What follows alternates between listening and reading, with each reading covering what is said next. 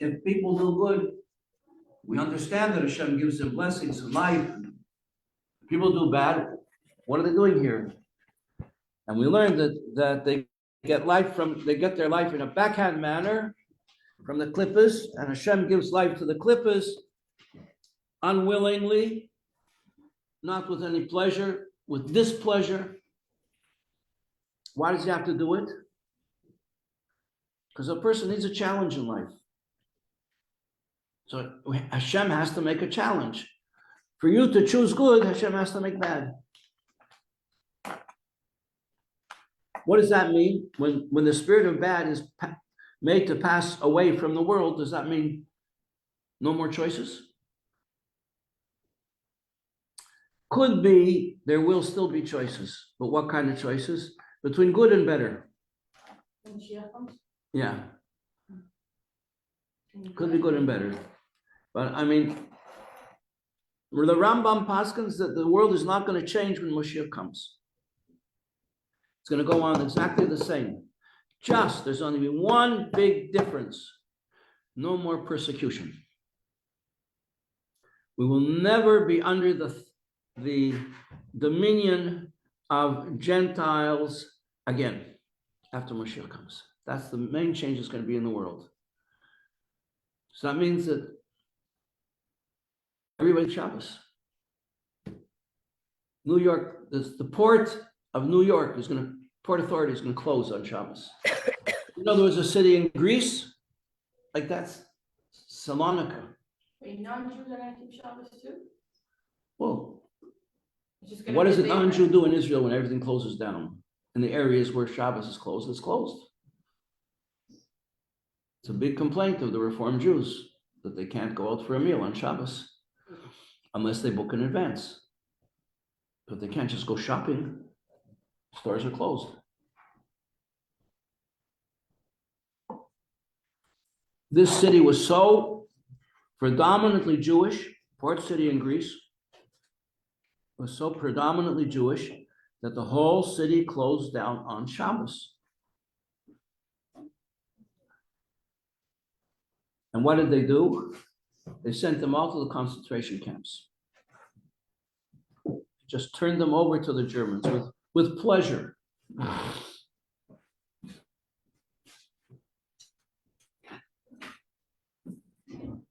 So this is what he's saying here, that Hashem gives life to the klippas and keeps them alive. Because if he didn't do that, they would go back to their source in godliness as if they had never been in the first place. Now, what is your name again? Please remind me. Leah. What? Leah. Leah. Okay, Leah. Leah. Where are you from, Leah? Brooklyn, by the Brooklyn Bridge. By the Brooklyn Bridge? Or Dumbo, that's what we said. Dumbo, yeah. Okay. Page 108. This is why this whole world that we live in is called Umalaya, and everything in it is called Olam HaKlippas, the world of Klippas. And Sitra Achra. Sitra Achra, you recall, means the other side. We have the holy side, so everything that's good, the way Shem wants them to be, the way they're created to be. And then we have the other side, which is the evil side, the bad side. You know, it's hard to understand that there are people actually in this existence, in this state of existence, who would devote themselves to becoming disciples of the other side, so to speak, you know? Like it gives them a sense of existence, that there's somebody. Because to serve Hashem, you have to develop a sense of nothingness, that Hashem is the reality and I'm nothing. And it's my privilege, it's my honor, it's my pride, it's my pleasure to be nothing. A friend of mine said one time, he was in his 60s, he was a diabetic, and the Rebbe kept on sending him to do all kinds of things where there were no shluchim, like to go to, before there were shluchim in Spain, the Rebbe sent him to Spain, sent him to Portugal, sent him to Germany, sent him to to Slovakia, Austria, before the shluchim were there. He paved the way. He was like a minister without portfolio. He was a wonderful person, a businessman. But it was hard for him because he was diabetic. He said, "What does the Rebbe want from me?" He said to me one time. "What does the Rebbe want from me?" The Rebbe sent him Hanukkah to go to these different places and to do business there. He said, "Don't go like a rabbi, go like a businessman. They'll listen to you as a businessman. Rabbis don't command the same respect." So he would go and do business, and then he would speak to the community and encourage them to participate in all the Jewish inyanim of the affairs of the moment. And he would complain. He said, "What does the Rebbe want from me? To grind me into dust? I say, let me be the Rebbe's dust." That's what he said. If that's what the Rebbe wants to do, so let him do it. He was always complaining, but he did whatever the Rebbe wanted. And he used to keep a lot of notes of everything he did and all the people that he met, and he would give long reports of his journeys to the Rebbe, like 40, 50 pages reports. Very interesting person. I'll tell you about him more sometime. Okay, so therefore this whole world is called the world of klippas, so that we can choose between that which is good that Hashem wants us to choose, and it says in the Torah. Therefore Hashem says, "I'm putting before you that which is good and that which is not, that which is life and that which is not. Choose good." Hashem tells us, it's not me. I'm supposed to tell you that. I'm the teacher. No, but Hashem tells us that in the Torah, the same words. Choose good. I'm putting it before you. Choose good. Because when you choose, that's when you're really alive. That's when you connect to Hashem. Can Hashem choose anything? Right. Anybody else like that? No. So if Hashem gives us choice, he's sharing with us this tremendous gift of choice, free choice. V'lochen, page 108 at the bottom. Lochen, kol ma'isa olam hazeh. So therefore, since this is a world of klippas, it gets its life from tens of thousands of contractions and minimizations, and like the Niagara Falls. Many of you have probably seen Niagara Falls, and the water goes pouring over the escarpment. And then it's channeled in channels, man-made channels, so that it passes through big rotary things that spin around and around and around. I think they're called turbines. And there's electric wiring around them, and that creates a tremendous amount of electricity that heats up the whole of the east coast of America. The whole Atlantic coast gets its electricity from Niagara Falls. Okay.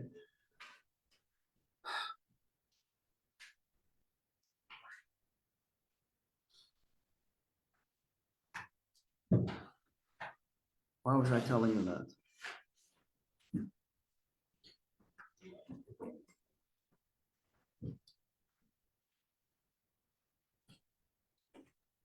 So anyway, let's get back to see what it says here in the text. So everything in this world is being brought into existence. Anything that is being brought into existence from the klippa that's called klippas noga. These are all the things that we interact with, and here it's and they get their. Oh, that's what I was talking about. That when the electricity is generated from Niagara Falls, it can't come into your house. We can't use it. It's too powerful. Like don't touch these wires. There's big, huge wires along the highway. They're conducting all that electricity from Niagara Falls to the whole east coast of America. So till they can come into the house, you'll see these towers with all kinds of things on them. They're called resistors. they hold back the electricity. They step it down, step it down, step it down, step it down until it's so minimal. It's like a few amps. I think that's how they measure them. So that it can come into your vacuum cleaner, into your light bulbs and not blow your house apart. Okay, that's the idea of tzimtzumim, of contractions, stepping down the light. We learned yesterday there's two stages, two different kinds. One is where the thing that's created, that's brought to a lower level, feels that there is a stronger level that's inspiring it. That's called cause and effect, where the thing feels the source that it comes from. And then there's tzimtzum, where the thing doesn't feel the source of life that it comes from, and that's this world. And how does it happen that the source of life, which is Hashem, brings life into this world for snakes and rats and mice and cockroaches and unclean things, vermin? Tzimtzum. Hashem steps down this life till it can come into mosquitoes and diseases, negative things. So this is how the life in this world comes into all kinds of things through stepping contractions and tzimtzumim, through the whole order of the chain of being, a chain, like a link. The one link is higher than the lower link, and the lowest point on one link is higher than the highest point on the link below it, right? And this explains why everything, until you get down to this world, where the life is so diminished that we don't see its source at all. We think this world is it. This is the beginning and the end. And our whole connection to the source of life is through our five senses, and that's where it ends. And there were big thinkers who actually taught that and espoused that concept, and that there was no conscious cause behind the whole thing. There was no divine providence. It was just accidents. They sort of bent over backwards and stood on their heads to try and explain that, and it never really made sense. And this is also why, now getting back to the bottom of page 108, everything in this world, kol ma'isa olam hazeh, everything that happens in this world is kashim v'ra'im. Why there are so many bad things that happen, and harsh, unpleasant things that happen in this world. People get killed. People get hurt. People get sick. Why do bad things happen to good people? Yeah. And who are the people in power? The shakers and movers of this world, the Democrats, the erstwhile Democrats. A friend of mine was telling me that he was screaming at me last. He says, "You people here in America, you have no clue what's happening. I grew up under Stalin," he says. We saw all the lies, the falsehood, the deceitfulness, the elimination of enemies. We saw it. So we recognize it. This is what's going on here in America, he was screaming. He says, my wife said, if Camilla gets elected, we're leaving. I said, where are you going to go? She says, I don't know, but we've got to get out of here. This is worse than Russia. That sounds funny, doesn't it? He said, Putin was interviewed. He was laughing. He said, you people call this democracy? This is worse than Russia.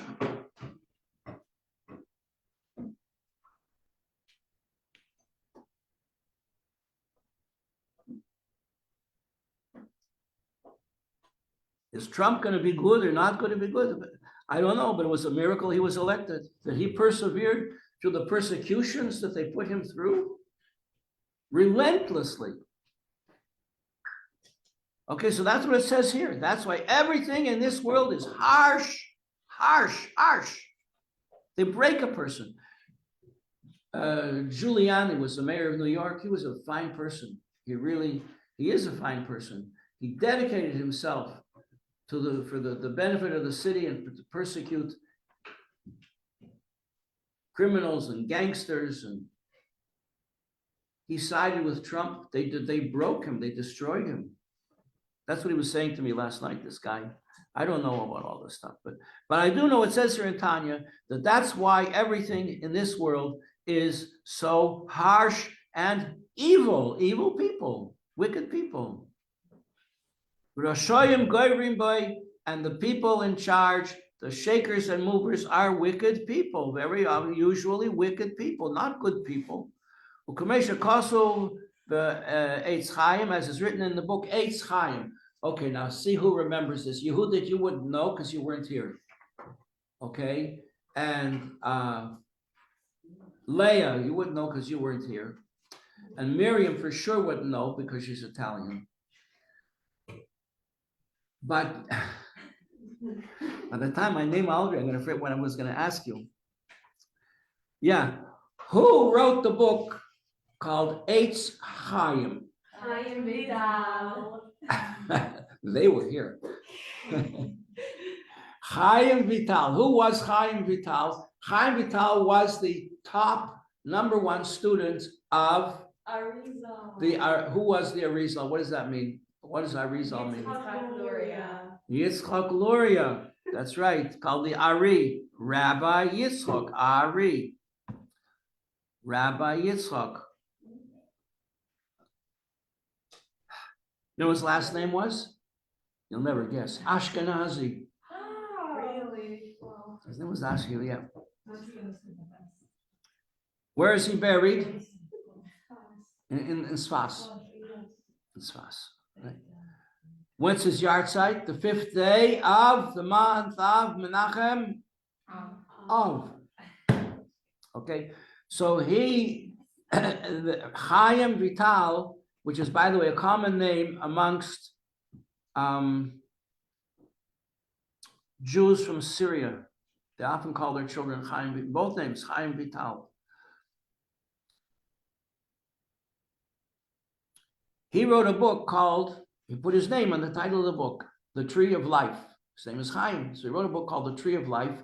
And that is how we get the teachings of the Arizal, because the Arizal didn't write anything down. He wrote down the teachings of the Arizal. He was the only one allowed to do that. And he wrote a second book called The Fruit of the Tree of Life. Okay. So Shar Mem base of the 42nd gate and the end of the 4th chapter. Here the Alter Rebbe puts the footnote in the text.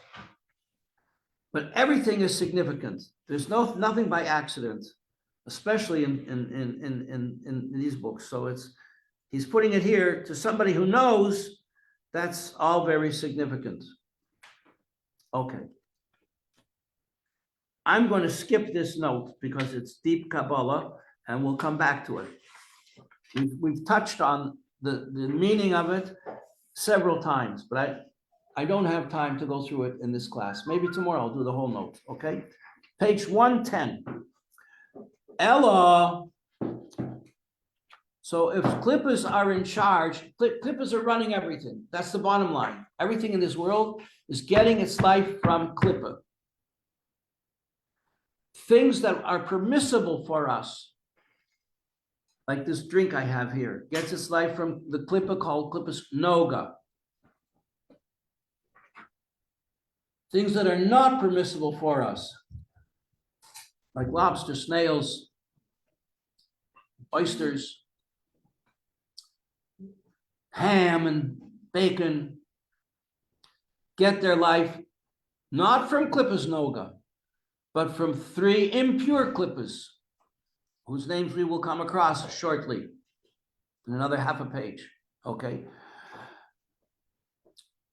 And the Klippas, he's going to explain now, there are 4 Klippas corresponding to the other side of the four letters of the name of God, the four worlds of holiness and the four worlds of unholiness. The highest of the letters of the name of God is a Yud, first letter Yud, which is just a dot, has no size, dimension, or any dimension. It's just a beginning. The beginning of Beethoven's Fifth Symphony is a dot. The beginning of Tolstoy's longest novel is only a dot, the first letter, when the pen touches the paper. The beginning of a painting by Rembrandt is when the brush touches the canvas. The dot, the Yud of Hashem's name. In the world of Klippas, that Yud is called the world of Noga, and it's the source of life of all the kosher food and all the kosher everyday activities that we do. Nothing bad about it, but we can use it. We can use it for good, and we can elevate it into the realms of holiness. Okay, but klippas, we have to know these four levels of klippas subdivide into two levels. Doesn't that remind us of the 10 spheres, which subdivide into two levels, intellect and emotions? So here we have two levels. From the other side, which is one shtei madregas, that means two levels, zu lamata mizu, one lower than the next. One lower than the next. Hamadrega tachtoina, the lowest level, is actually a level made up of three. One which are three. He sholish klippas atameus. You gotta get familiar. You will become familiar with this term. Sholish klippas atameus. Three levels of klippa that are impure. What does impure mean? Doesn't mean dirty. Could be dirty. It could be clean. A forbidden union. If a man should marry his sister, and this is bringing impurity into the world because it's against the will of God. Why is it impure? Hashem says because life is pure and the opposite of life is impure. Since marrying a sister is the opposite of life, was permitted, used to be permitted before the Torah was given. So Adam, the first man, had to marry his sister. It wasn't anybody else, right? The children of Yaakov married their sisters. They married their sisters. They had, because there was nobody else, and the Torah had not yet been given. We say they kept the whole Torah before it was given, but that was it was a voluntary thing. It wasn't an obligation. So therefore, Yaakov married two sisters, Rachel and Leah. But if we would do it, we're commanded not to do it, so it would cause impurity to come into the world. So where does impurity come from? Impurity comes from these three lower levels of klippa. That when a person does something against the will of God, he's drawing his life, like you're plugging the device into the wall, the vacuum cleaner, whatever it may be, the grinder, plugging it into the wall, and you're drawing light, but that socket is for impure klippas only.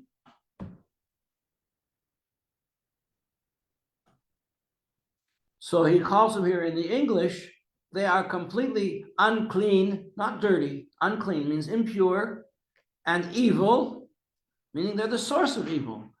Whenever a person does a bad thing, an evil thing, you say slander, you make fun of holiness, criticize a holy person, criticize mitzvahs, undermine holiness. You're sending your kid to yeshiva? Are you crazy? Well, to say something like that and mean it is plugging into klippas, into impure klippas, because you're attacking holiness.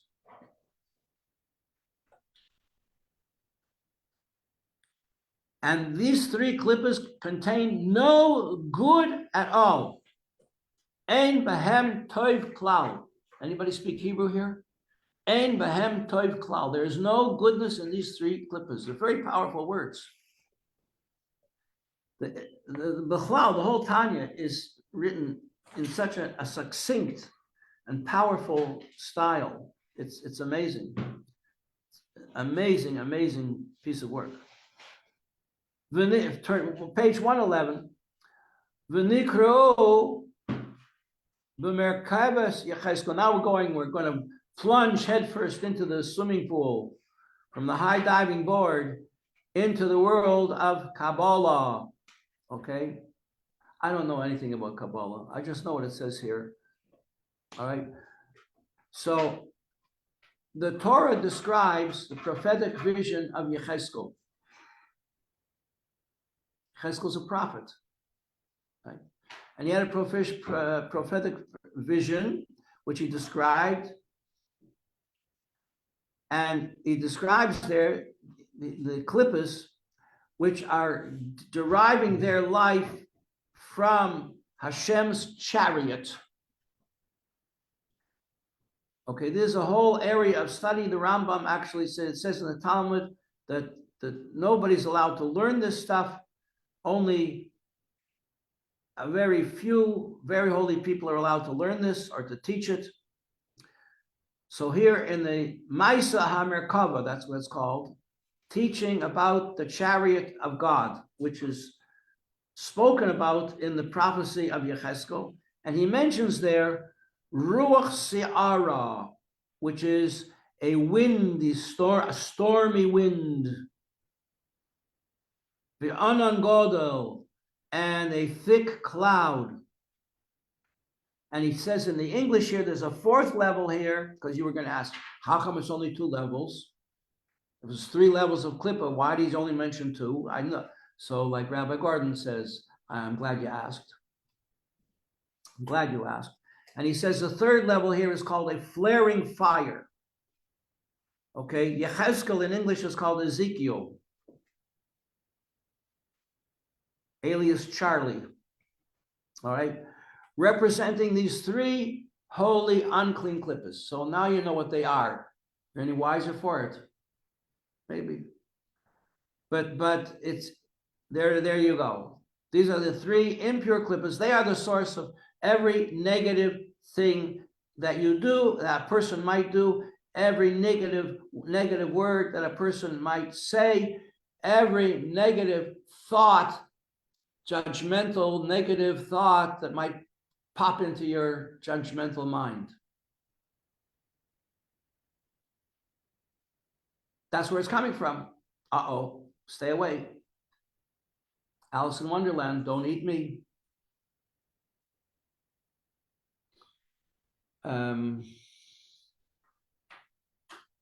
Leah. What's the Hebrew of the fire? Say louder. What's the Hebrew of the fire? Meaning a flaring fire? Yeah, I know, it doesn't say. Okay. The Alter Rebbe didn't write it in his text. The commentator put it in.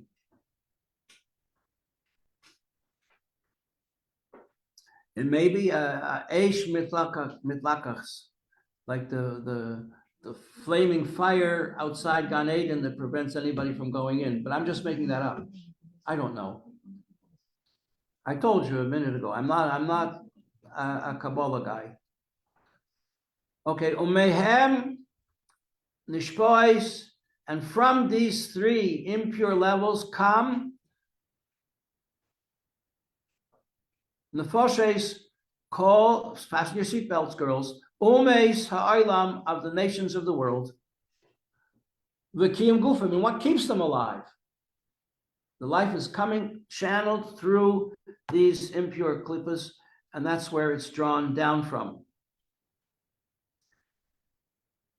And also, Nefoshes, Kol Bali Chaim HaTameim, all the animals that we're not allowed to eat. Elephants, rhinoceroses, ants, lions and tigers, eagles, all the impure, all the animals that are Tameis, impure, basures, and forbidden for us to eat. Hashem says, don't go there. Don't eat them. They're going to harm you spiritually and physically. Shark steak, swordfish, any fish that, any swimming things that don't have eels, don't have skins and scales, fins and scales. They're not kosher. Anything in the ocean that doesn't have fins and scales is not kosher. Yes. So just the impure animals come from. Louder, please. Just the impure animals come from these 3 levels of klippa. What? The impure animals come from the 3 levels. These 3 levels of klippa, right? But the pures come from noga. What? The kosher ones? Kosher animals come from klippas noga. Oh, So, Correct. so is this why the Rebbe had an issue with having pets in the home? I don't know about the Rebbe. Non-kosher- I don't know non-kosher that the Rebbe had an issue with pests in the homes. I never heard that. pets? With kids, right? Non-kosher animals? Non-kosher animals, that's a different thing. with the That- stuffed animals. But what? You just said having animals in the No, home. non-kosher. That's usually dogs and cats. That's not kosher. Yeah, I guess they're not kosher. Yeah. But Jewish people often have cats because they get rid of mice, so they serve a function. Okay. And dogs take care of the sheep. And they're a burglar alarm. But we don't want children to have piggy banks or cuddly bears. Yogi bear. Smarter than your average bear.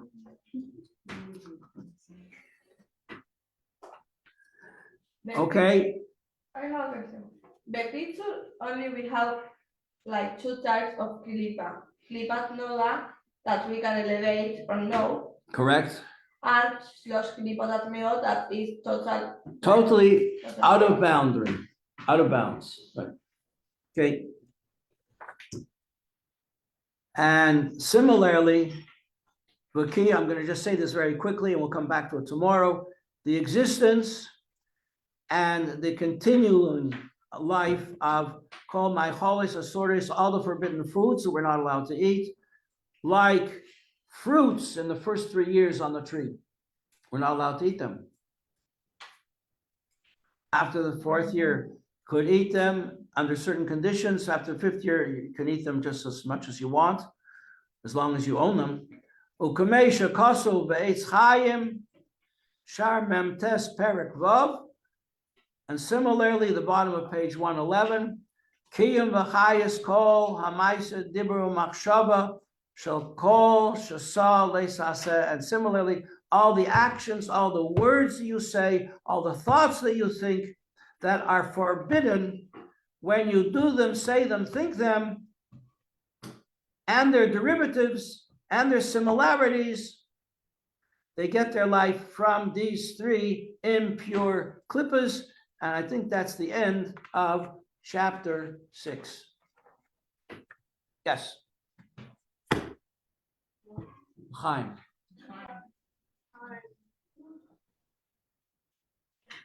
You see, I told you, Andrea, we're going to go slowly at the beginning. Oh. Say hello to the audience. We're going to.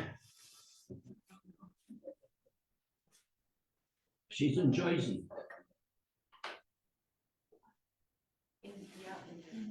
I told you we're going to go slow at the beginning, but then it'll speed up because we already learned all this many times. They've mentioned to a lot of these ideas. Ha ha ha. Beat you to it.